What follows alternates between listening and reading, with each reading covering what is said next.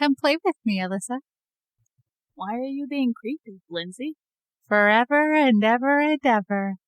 All right, where are the divorce papers?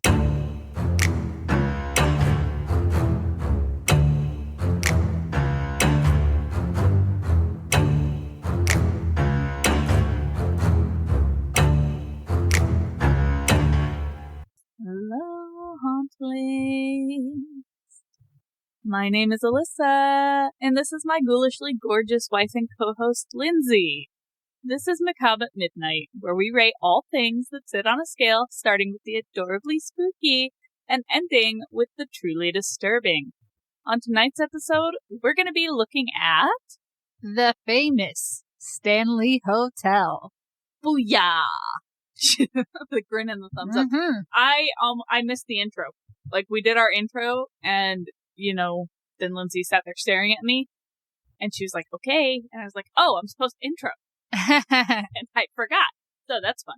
You also didn't know what that beginning opening was from, did you? Was it from a Stephen King movie? Absolutely. All right. See, I read Stephen King books, but as you all know, I don't watch the movies because I have a hard time with, actually seeing gore, but I can, visualize. Well, what if I told you that this was also one of the top 3 best-selling novels by Stephen King? I believe that. I wonder what number 1 was. I'm not sure, but I think it was Carrie or Cujo or It or The Stand. That'd be something to look into. Hold on, I want to find out.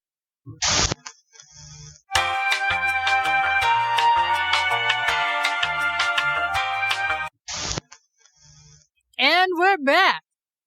His biggest selling book, his number 1, is The Shining. Oh, okay. So it is the top seller. It is the top seller, yes. The Shining, which actually was inspired by tonight's topic. The Stanley Hotel. That's right. Woody woo. But before we get into all of that, let's go over a little bit of dark history over the Stanley Hotel, unless you had some announcements to make. I like how she goes to jump right into it. And then she's like, wait, but maybe you have something to say. No, if I had something to say, I would have already said it. All right, I think we got our announcements out of the way in our last episode. Anyways, let's jump right into it then. God damn it, Lindsey. Oh. All right, so for those of you who don't know, the Stanley Hotel is one of the most famous hotels in all of the world. It is also one of the oldest still standing. Oh, I can't wait to have YouTube so you guys can see. She said, it is also the oldest, or it is also still standing, and she just looked at me and nodded. But you guys don't get to experience the ridiculousness and the hilarity that is because we don't have a camera. Someday we will upgrade to cameras. Anyway. God damn it. The Stanley Hotel is located in Estes Park, which sits right at the base of the Rocky Mountains in Colorado. Supposedly, the valley that it's in is absolutely beautiful. I bet it is. It's in Colorado. Yeah, and we're talking mountain, valleys, bustling streams, all the good stuff. Very romantic. Very. I love a good desert setting, being a desert dweller. It was so perfect, actually, that in 1872, the Earl of Dunraven, who was a Irishman. Okay, I was about to say we had earls in America. No, he was an Irish immigrant when he was visiting the area that was Estes Valley, because it was called Estes Valley before it became more of a community. Mm-hmm. He was so captivated by the landscape that he decided he was going to buy up the land there and use the space as a private sportsman paradise, so to speak. Sportsman, like hunting? Yes. Okay. Yes, this man was a hunter. However, because he was Irish at the time, he was not able to purchase land legally. So he had to make deals with various Americans to buy up the land that he wanted, and then they would then sell it to him for a sum. Mm-hmm. By the time all of this was done, he had acquired around 15,000 acres of land. Damn! In the Estes Valley. Once he owned the land, he constructed a small lodging where he could invite his elite friends there, and they would use the lands to hunt. Okay. It was privately owned. He had no intentions of opening it up to the public. This is on the land that the hotel would eventually be erected. However, as the years go on, he realizes that he is not going to be able to keep the valley to himself.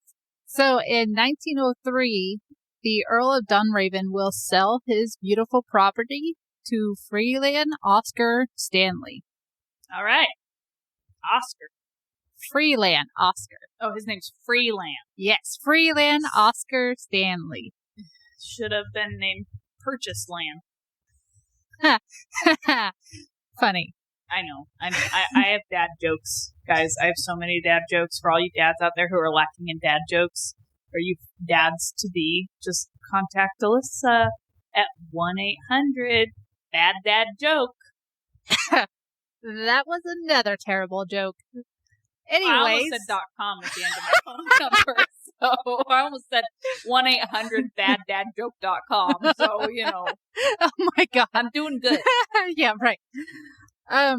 So now this is where we meet some common ground. If you listen to the Waverly episode, it touched on a very gross disease in the early 1900s. Yes, tuberculosis. That's right.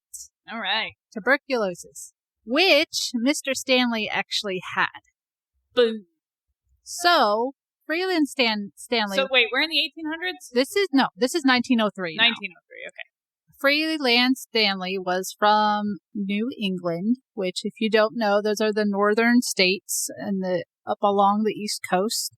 I believe he was specifically from Maine. M-A-I-N-E spells Maine. Did you read those books when you were a kid? No. Oh, okay. Anyway, so you got some books to read, too. Okay. I hope you can read at like a 3rd grade level. Of course I can. Okay. Anyway...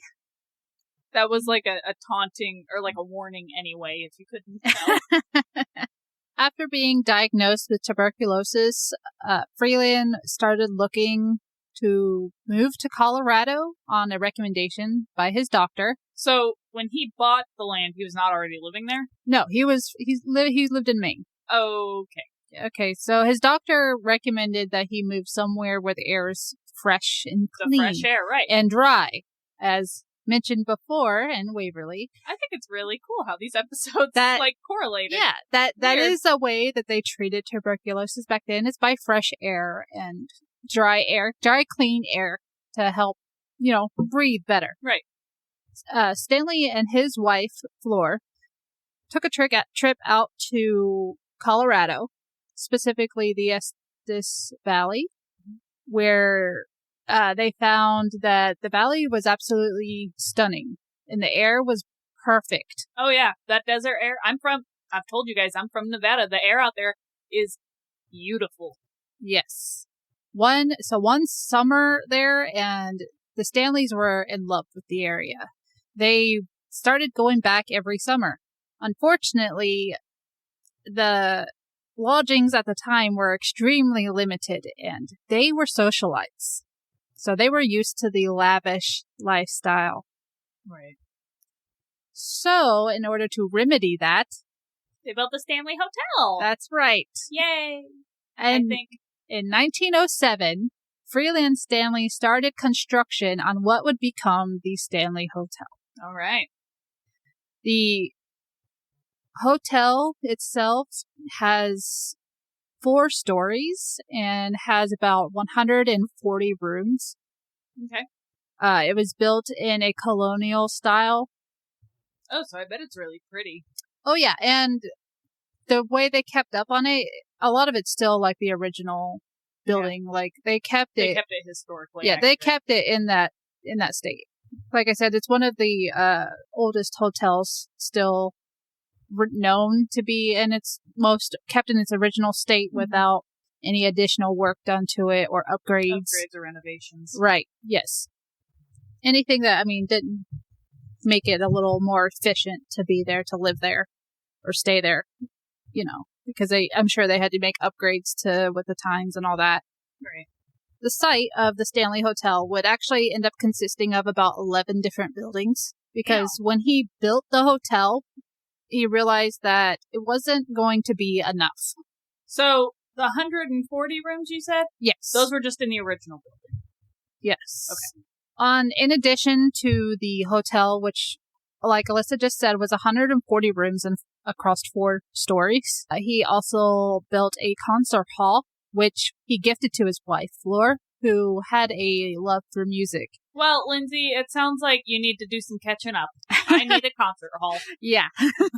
Let me get on that. He also built a lodge, a private, separate lodge from the hotel. Mm-hmm. He built a power plant to help supply electricity to his hotel. This hotel was one of the first known buildings at the time to be fully electrical. Oh, really? Yes. Okay. The lodging before it that the Earl had built was not run by electricity. And of course, he wanted it lavish. So it had to be electricity. Exactly. So he built a power plant in order to supply the electricity that he needed. Nice. So he really established what is Estes Park into its own little community. Just like Waverly. They were a self-sustaining community. That's right. Oh, this is weird. Yeah, he was really seen to be innovative at the time. I guess he was said to have been really creative with his ideas and just someone who could see potential in something and make it better than what it was. All right. So he came to this valley, saw the potential that it was trying to be, and then made it better. So by 1909, the construction on the Stanley Hotel would be completed. It took 2 years to build. And July 4th of 1909, it would open to the public. Can we just talk about how Waverly took 2 years to build? Oh, God. Okay. Yeah, it's crazy, isn't it? It is. And you know what's even weirder is before we started this episode, Lindsay, the dog got in her lap and she couldn't decide if she wanted to sit in her lap or not. We both started singing, "Should I Stay or Should I Go?" Yeah. And I got I feel like you're living in my brain. Get out. Yeah, I feel the irony that they take place in the same time.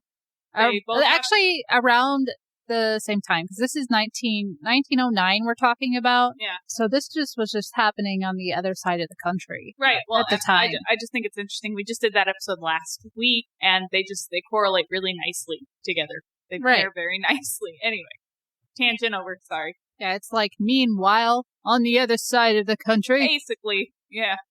Something less scary is happening. Maybe. Maybe.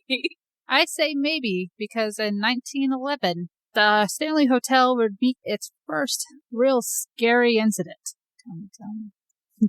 Some bad weather would roll in 1911, which would end up knocking the power out of the hotel.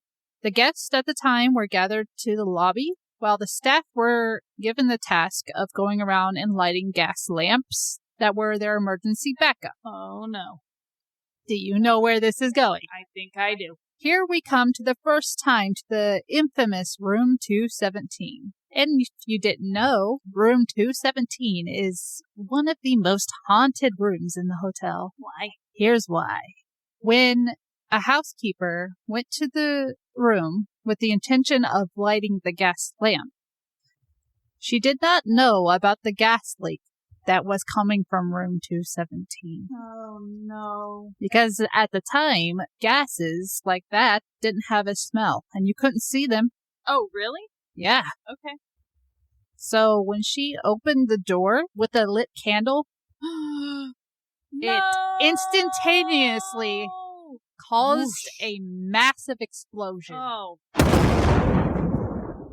This explosion was so bad it would end up taking out 10% of the hotel.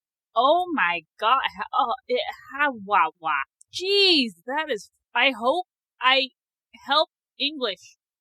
I think I have feelings that I can't communicate.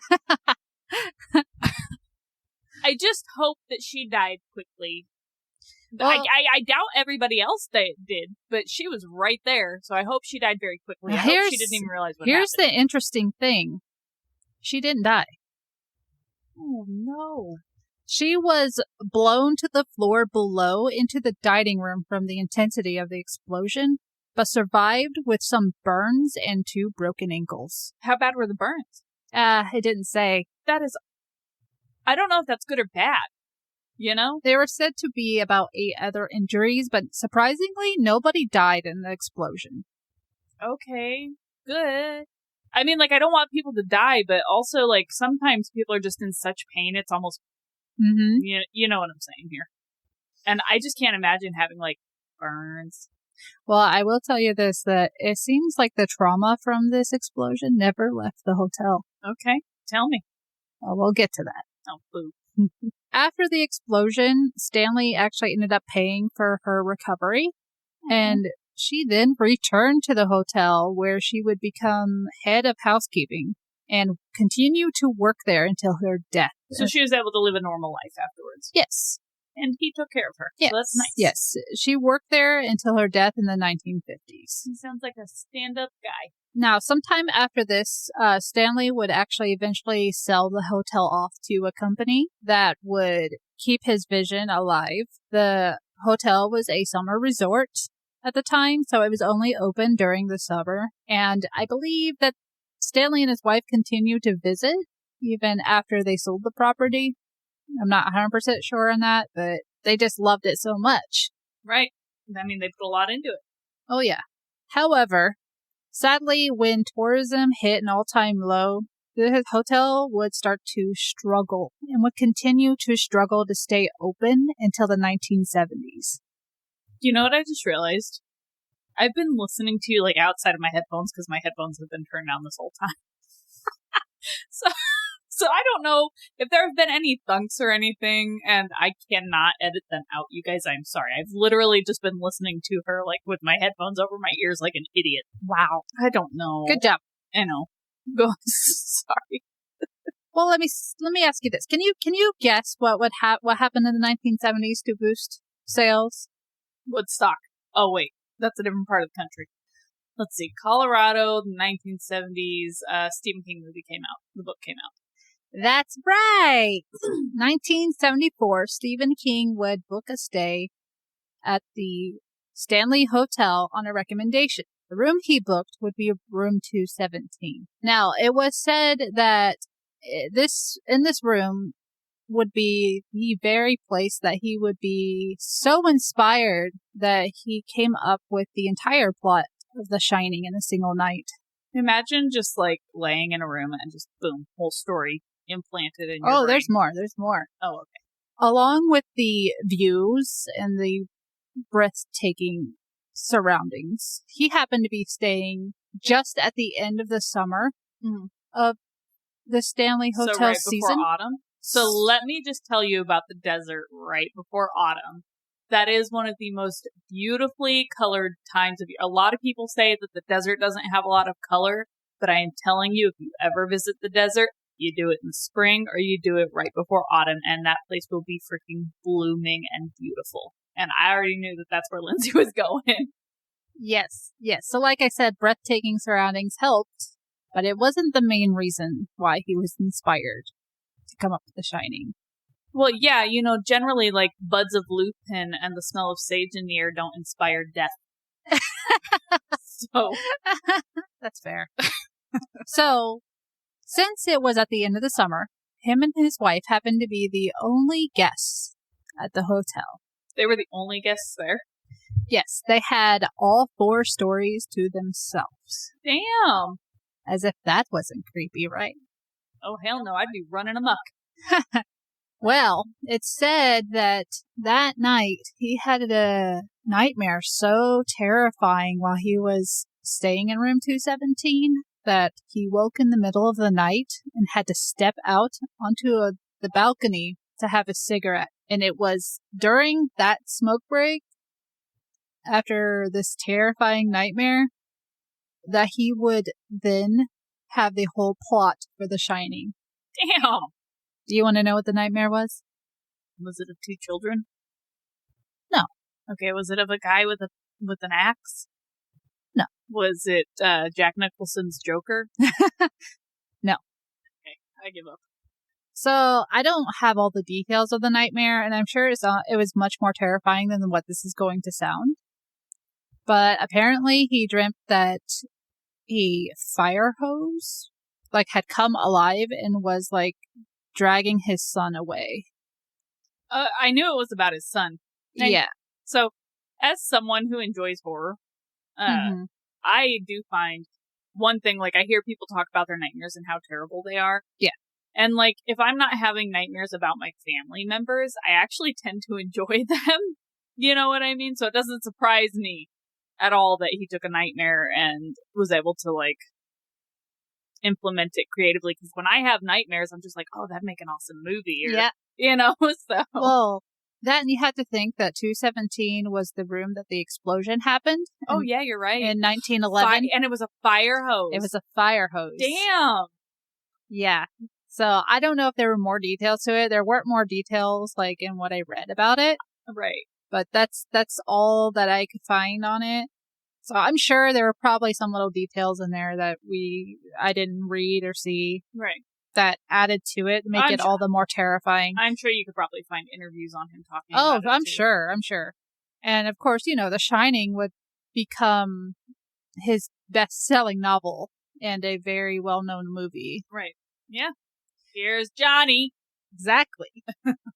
And it would be his book and his work that he has stated was specifically inspired by the Stanley Hotel and his stay there that would boost tourism to the spot. All right. Nice.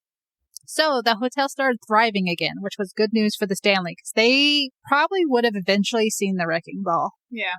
Otherwise, which is sad to think. Yeah. Now we're going to get into why this is one of the most haunted hotels in the United States. I'm excited.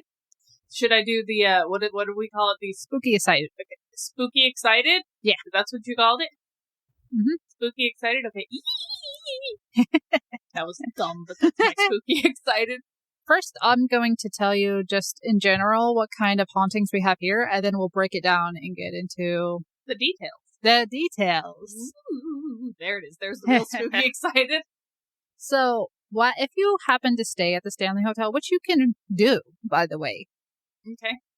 It is now open all year long, and you can stay on any of the floors. You can even request the most haunted rooms if you want to. I'd be dragging Lindsay into the most haunted room straight up. Which we will get into those as well. But just in general, it's said that you can hear disembodied voices, see figures, even hear and see the voices and laughter of children. Oh, okay. There's also various electrical issues that are usually specific to one room. Now, question. Yes. Do you know if he, other than the dream, experienced any of these hauntings while he was there? It wasn't specific. I'm sure. I know you researched this for like right. 2 weeks. Yeah, like you said, I should have, I didn't look up a interview on Stephen King on this topic, but I'm sure he probably talks more in depth about his stay at the Stanley because he was only there for one night. Okay. The reason that I ask is because you mentioned the kids, the haunting of children. So I was we're gonna get to that. I actually think that was part of like when he was exploring the hotel. I think there was said that he saw caught a sighting of like the ghost of a couple of twins, like on the staircase to the fourth floor. Okay, that's why I was asking. Right, which we're gonna get to. Okay. Sorry, I didn't mean to interrupt. There's also said to be you can hear music playing from the concert hall. Is Queen Marie there? No, but they probably, you could say they shared the same taste in music. All right. The ghost of Freeland Stanley is also said to roam the property. Okay. So, and they've seen, and guests and staff have reported seeing full body apparitions of him. Well, you said he loved it, so I mean, it would make sense that he's still there. Right. Even like 100 years later or so. Right. So we'll start first with the concert hall. Now, the concert hall houses the classic piano, which was gifted to Fleur, Stanley's wife, because she loved music. It's said that you can hear her playing that piano late at night, long after any performances have stopped for the evening. Right. Now, this is specific to room 217. Which is, like I said, is one of the most haunted rooms in the hotel. 217 is reported to have various voices. It's thought to be haunted by the housekeeper who caused the explosion, or rather ignited the explosion in 1911. Because she did work there, until she died. Right. Like, literally, until her last day. Right. Guests have reported hearing stuff being moved around. Do you know what kind of stuff they hear them say? So I actually watched a few paranormal So is that something we're going to get into? I mean, I can go into detail on, because they did stay in length. Some of them did stay in length in 217. So, like, the kind of stuff they were talking about were, like, because I had it on a spirit box, right? And you know what a spirit box is? Yes. They had this voice coming through saying, hide, burn, dangerous, and they were probably referring to the explosion. Yeah, I would imagine so. Yeah. So that's some of the stuff that came through. There's been reports of guests coming back to the rooms and finding their things unpacked. Like, their clothes will be missing, only for them to find it, like, in a drawer, folded and stuff, or put away. Sometimes people say they come back and find their bags are, like, repacked and sitting by the door. Repacked? Give me that ghost. Okay? I hate packing my stuff back up whenever we go somewhere. Yeah. That's why they say they think it's haunted by this housekeeper, who they believe is still keeping the place tidy even after death. Oh, she can come live with us. I hope she likes dogs. Aside from this room is notorious for having electrical issues. Okay. Just this room? Yes, just this room. Okay, weird. None in the rest of the hotel, but if you remember, again, this is the room in the hotel that ignited the explosion. Right. Because the electricity went out. Right. So guests sometimes will experience that their lights just will suddenly stop working, and it will be specific to their room. Okay. And now we're going to go up to the 4th floor. From 2 to 4? Yes. All right. The 4th floor, the entirety of the 4th floor, is actually probably the most haunted floor of this entire hotel. There was a time where staff actually were living there on the 4th floor. It was like the staff's quarters. Yeah, it was like an in-house, like, the staff lived there with their families. Right. So that's where I believe the children came in. Okay, that makes sense. Because the staff members were living there with their families, with their children. Right. And that's part of the haunting that's said is to occur on the 4th floor. You can hear children laughing, running up and down the halls. Okay. There's allegedly a pair of twins, specifically, that can be seen and heard playing along the stairwell. And I believe these ghostly twins were what inspired the famous scene in The Shining where he comes across the twins in the hallway. And that's where that quote comes from in the beginning. Come play with us. Come play with us. Right. Yes. Again, I've never seen the movie. And I have the memory of a goldfish, so I don't remember more than 20 seconds ago. Among the 4th floor hauntings is 428. 428. 428. Okay. 428, also known as the Cowboy Attic. The Cowboy Attic? The Cowboy Attic.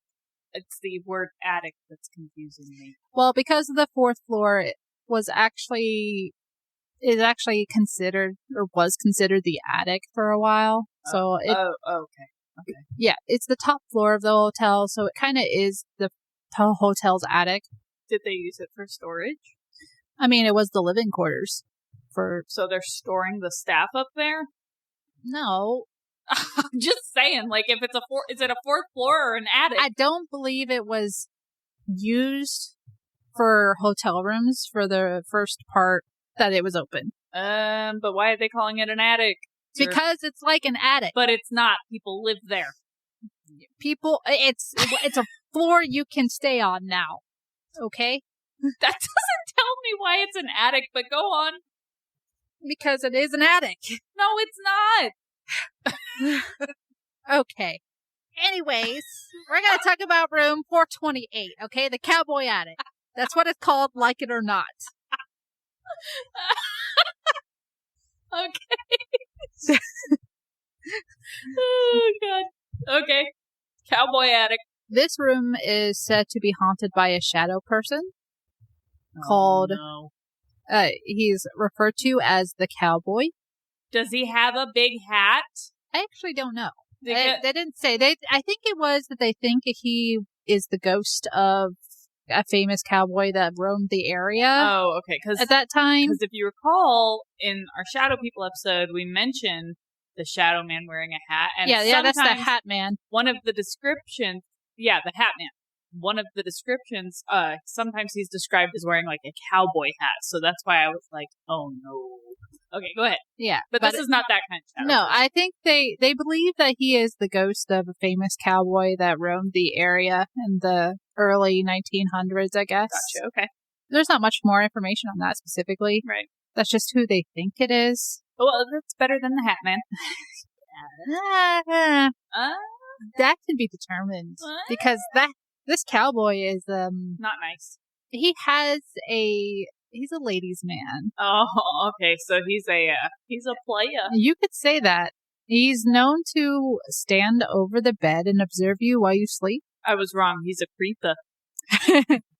For women specifically, it's been reported that they woke up at night to find this shadow person hovering above them, like it was leaning in for a kiss. Ooh. Yeah, we're talking about that close, inches from the face. Oh. You just gave me freaking chills. No. God. Like, can you imagine opening your eyes to, like, a shadow just, like, hovering over your face like that? I am literally, every time I, like, close my eyes and imagine it, I get, like, chills down my spine. Yeah, I don't like awful. that. Anything that tries to grab me or, like, get that close to my body at all is gross. Not okay. Yeah. Look, I don't care if you're alive or dead. You respect my bubble. Okay. He seemed to be just chilling in the corner, observing whoever's in the room. Also disgusting. And funny thing about this is one of the paranormal investigators I watched, actually, they went to the cowboy attic and did a EVP session. If you don't know what an EVP is, it's a electronic voice phenomena. That's when they take like a recording and then play it back to see if they catch anything on that they can't hear with their ears. Right. So they did an EVP session in this room trying to talk to the cowboy. And when they asked the cowboy if he was there to hurt people or observe them, he said, I observed them. Okay. I was going to say, like, please say observe. I mean, he observes a little too close for comfort, but at least he's not malicious. I mean, I'm sure someone who had a personal experience with the cowboy would have been like, yeah, no, that thing's creepy. Well, okay, but creepy and malicious are not the same. They are not the same. They're not the same. That's true. That's fair. Yeah, that's it on the hauntings of the Stanley Hotel. So if you've seen The Shining, you can see definitely where the inspiration was pulled from. Mm-hmm. If you have not seen The Shining, it's not a bad watch. It's an older movie now, but I would still watch it. Yeah, but it's Stephen King. It's pretty creepy. Oh yeah, it's still good. He's one of the horror masters, you know? Oh yeah, and I'm sure the book is even better than the movie, because some things just don't translate from book to movie. Right. So, we should go stay sometime. I wouldn't mind it, actually. The sights sound lovely out there. If we see some ghosts or have an experience, that's just a bonus for me, because the staff that work there, they don't feel like anything there is evil. Right. Like, they'd like to say that their ghosts are friendly. They're friendly ghosts. Like, you have this housemaid that cleans up after people, unpacks your bags for you. Little kids running around playing. Yeah, I mean, the cowboy is a little creepy. I don't know if I'd stay in room 428 for that reason. I would stay in 428. Man. I would stay in 428. I don't know if I'm okay with waking up in the middle of the night to seeing like something hovering above my face. Like that. See? But the thing is, I feel like if you go to a place like that, you're not going to sleep. Like, I would be going to go but I would not be going to sleep. But, you know. Oh yeah, I definitely would want to explore the hotel, like, if we went. And the people who have stayed, who kind of just wandered the halls, says that it's quiet enough that nobody seemed bothered when they were kind of exploring the halls. Like, even if you don't stay on any of the haunted floors, you could, like, Obviously, you can't enter the rooms that are not your own. Right. But you can still wander the floors, like especially the 4th floor, maybe. Well, and sometimes, I don't know if you've ever noticed this, but when you go into a place that's haunted, okay, and there's nothing malicious there, there's this weird sense of, like, it's almost peaceful sometimes. You know what I mean? Like, it's like you can sense the death is there, but not death in the sense of something traumatic or something terrifying. You can tell when the spirits are at peace with where they're at, I guess is what I'm trying to say. And I'm not saying that this is for everyone, because there have been reports of people getting so spooked that they up and left in the middle of the night. Well, some people just don't. You kind of build a tolerance, I think, sometimes to hauntings. Right. You know what I mean? You build a tolerance to them. Yeah. You know, so, and some people just don't like to deal with that stuff. Yeah, some people are the true skeptics, like, that stuff isn't real, and then this stuff happens to them, and they're, like, freaked out. Like, freaked the fuck out. Yeah. Actually, there was a story where a famous actor stayed there while they were filming a movie nearby, and he stayed in room 217 because of the hype that it gets. You know, it's the famous room that Stephen King stayed in. Why wouldn't you want to stay there? Right. But supposedly he got so freaked out that he packed his bags and sat on the front step until morning and left and never returned. Refuses to talk about it. What the hell? Nobody knows. Nobody knows the story. I mean, he must have heard or seen something that was so terrifying he just couldn't. Right. Jeez. What would you rate this?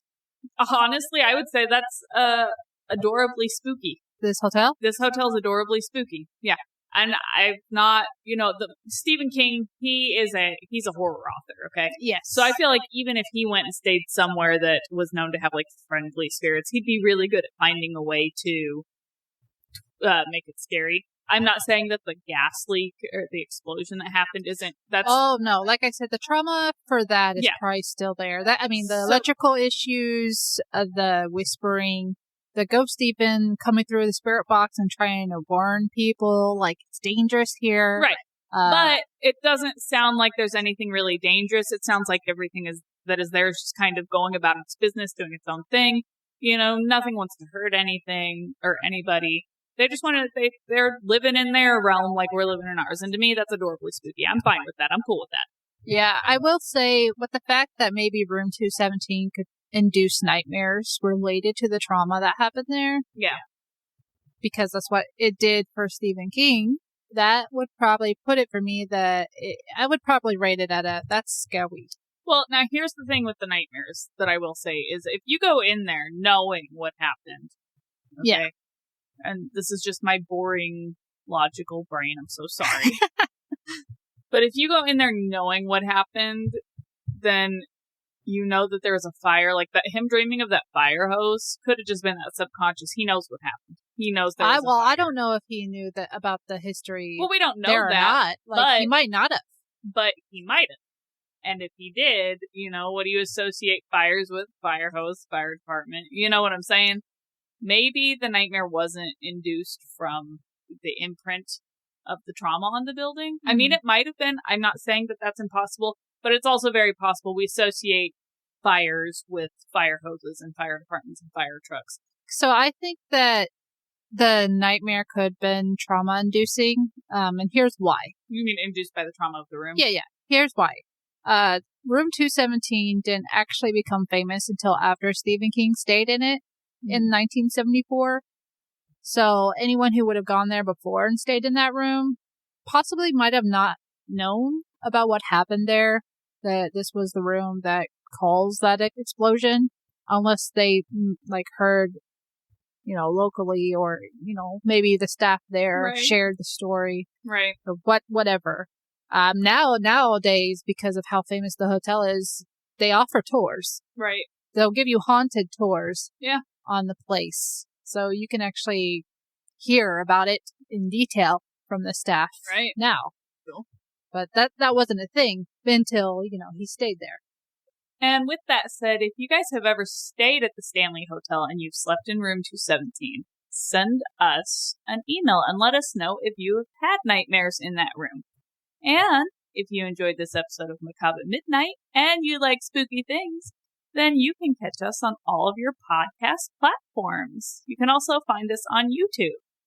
You can also help us out by liking, rating, and subscribing. We are always looking to improve, and we want to hear what you guys have to say. You can also follow us on Instagram, X, and TikTok. If you want to hear us talk about something that you think fits on the scale of screams, or you have an experience or short work of your own horror fiction that you'd like us to share in our new listener library, then just email us at macabatmidnight@outlook.com. That's MACAB@midnight@outlook.com. Remember to lock your doors, sprinkle a little bit of salt in the carpet, check under your bed, stay spooky, and we will see you in room 217. Good luck with those nightmares.